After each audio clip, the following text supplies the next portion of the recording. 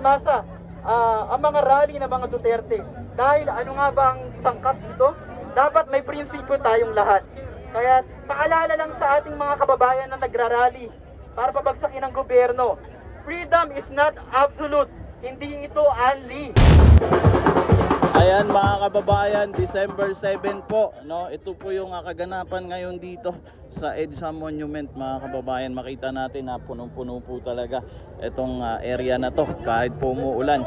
Makita rin po natin doon sa kabila nito ay talagang marami rin po ang mga tao na sumilong po dyan sa ilalim ng puno. Gaganda ba ang ating buhay kung patuloy nilang sisirain ang gobyerno? Tataas ba ang pondo sa edukasyon at state universities and colleges if they will continue to destabilize this government? Anong sasabihin ng international community? Magulo, watak-watak at walang pagkakaisa ang mga Pilipino. Saan tayo kukuha ng investors at revenues kung patuloy nilang babalahurain, sisiraan at pagtataksilan ang bayang Pilipinas? Lahat po tayo ay mapapahamak. I will quote this statement from the President. It is okay to disagree, but don't let your hate overcome your humanity. Yes. Yes. Reasonable ba na mag-people power para sa isang politiko? Sirain ang demokratikong institusyon at labagin ang batas. Reasonable ba na mapahamak ang ating bayan dahil lang sa makasariling interes para makabalik sila sa kapangyarihan? Kami mga kabataan ay nananawagan na magkaisa po tayong lahat. Tulungan natin ang gobyernong kumakayod ang ginagawa para ang lahat sa bayan. Our democracy under President Marcos is functioning very well. There is no need for extra constitutional change or another people power revolution. Matatag at efficient ang ating democracy. Ngayon po, walang suporta mula sa masa ang mga rally ng mga Duterte. Dahil ano nga ba ang sangkap dito? Dapat may prinsipyo tayong lahat. Kaya paalala lang sa ating mga kababayan na nagrarally para pabagsakin ang gobyerno. Freedom is not absolute. Hindi ito unli. Ngayon, ang mga rally na may ibang agenda naglalayong sirain at hatiin ang ating bayan ay hindi na saklaw ng ating demokrasya. Para sa mga destabilizer o nanggugulo, huwag kayong maging panatiko. Huwag magpagamit at huwag sirain ang demokrasya. Ang tindig ng kabataan, una, dapat matuto si Vice President Sara Duterte na tanggapin ang accountability. Dapat niyang respetuhin ang mekanismo ng ating demokrasya at galangin ang Legislative Department o Kongreso na ginagawa lamang ang mandato nito mula sa 1987 Constitution.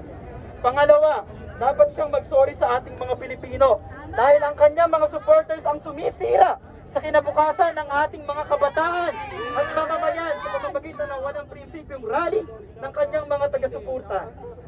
Ngayon, tuloy pa rin ang walang kwenta, palpak at walang prinsipyong rally ng mga Duterte supporters na maaaring makaapekto sa ating ekonomiya at pagdaksa ng investor sa ating bayan. Ngayon po, ito po ang ating panawagan sa ating mahal na Pangulo. Ngayon po, kay President Marcos, salamat Mr. President sa pagtutok sa welfare ng mga kabataan, sa mga bagong batas and policies na inyong pinirmahan as President sa pagtutulungan ng Executive at Legislative Department. Katulad ng No Permit, No Exam Prohibition Act, Student Loan Payment Moratorium Act, Aral Law at iba pa.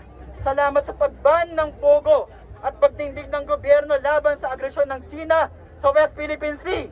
Atin ang West Philippine Sea! Atin ang West Philippine Sea! Hiling po namin ang inyong pagkatagumpay, Mr. President, kasama ng mga scholar ng bayan.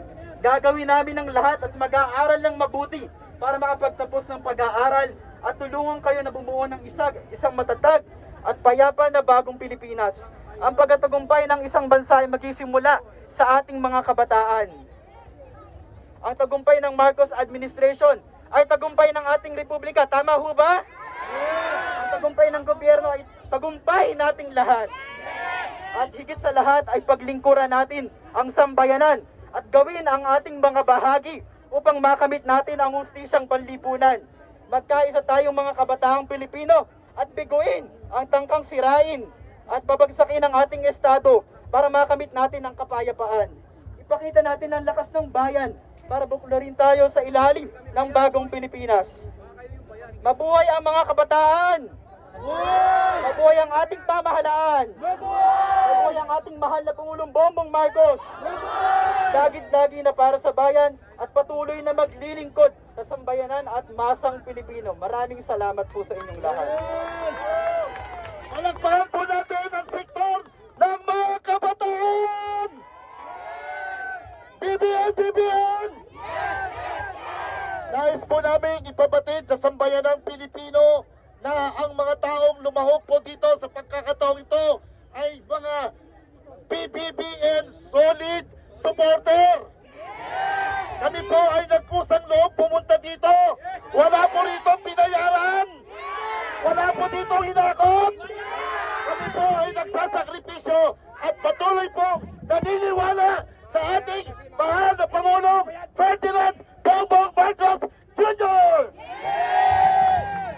Ngayon, bago ko tawagin ang susunod na tagapagsalita, ay tayo po ay manalangin muna. At ito po ay kasama po sa ating programa, sa ating Rally for Peace and Truth. Tatawagin ko po si Reverend Teresita Joy Dr. Cruz of Christian International Missionaries. Okay, pwede ba tayong yumuko at manalangin para sa peace and truth sa ating bansang Pilipinas?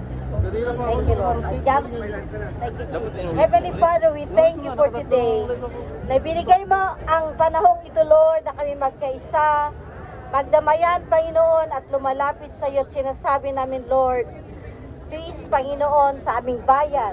Dalangin po namin ang aming mahal na Presidente at ang mga leaders, O God, ay magkaisa, Lord, one purpose, one mind, Lord, na magkaroon ng tamang desisyon sa lahat ng gagawin, Panginoon. Samahan mo kami, Panginoon, ang bansang Pilipinas, Lord, ay hinabagan mo kami, Panginoon. Philippines is the only Christian nation in Asia.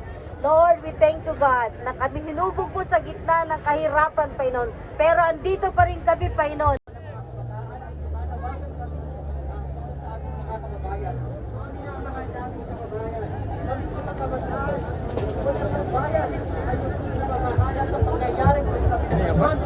Kararating lang. The democratically elected Philippine government today is facing a big problem. Ngunit ang panawagan kudita at state rally na nagrarayong pagpapagin ang gobyerno para sa sariling interes ng ilan. Maraming discrimination at hate na lumalaman sa dito at dito na nagkakalat ng kasimaningan dapat sa pangangalaman. Maraming trolls na umaatake at nagkakalat ng decision para nilangin ang ikaw ang pagkakalat ng pagkakalit. We are very worried about this development. Actually, nakapagputan dito sa EDSA, para sa ating bawat kabataan ay may pangarap na gumanda ang ating buhay at mamuhay tayo ng tayak.